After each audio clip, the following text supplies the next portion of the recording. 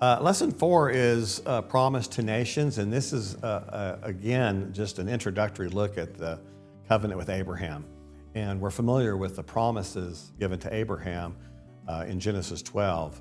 We see Abraham being drawn into God's story, he and his barren wife. At this point, they're called Abram and Sarai.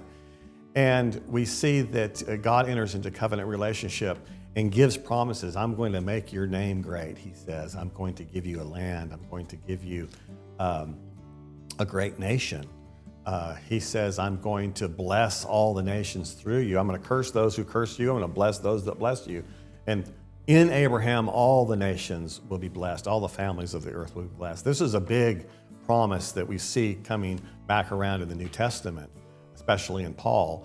And we'll get to that in the next quarterly. But right now, we just want to get a glimpse of what these promises meant for Abraham, both individually, for him personally, nationally, for the people that are going to be coming from him, his own children, that will be a great nation, but also cosmically and covering universally, the whole world is going to be part of this blessing that's promised through Abraham.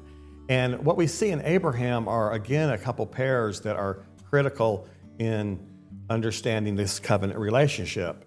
God is the God who promises, and God is the God who commands. We see both of those features in the story of Abraham. And in the story of Abraham, we learn what's the appropriate response when God draws us into covenant and makes promises to us. And what we learn from Abraham in Genesis 15, again, a very famous book, a verse that Paul and James and others will quote, and that is, Abraham believed God, and it was accounted to him for righteousness. And so faith is the fundamental response to covenant relationship. When God says, I'm going to make my covenant with you, and this is what I will do. We see that over and over again with the covenants, as God says, I will do this, and I will do that.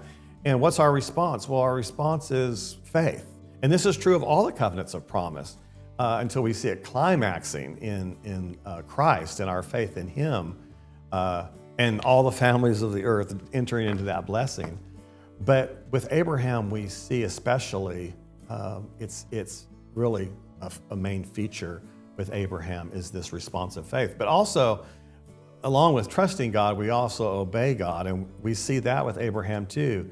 Abraham is notable for, it says that, he obeyed God's commandments and statutes and laws.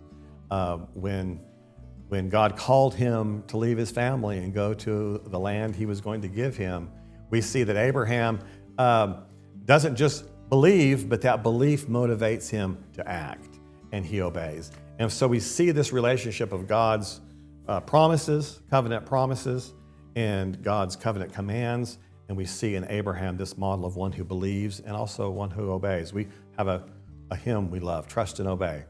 And Abraham epitomizes that. But it's true of Noah. We see Noah doing the same thing.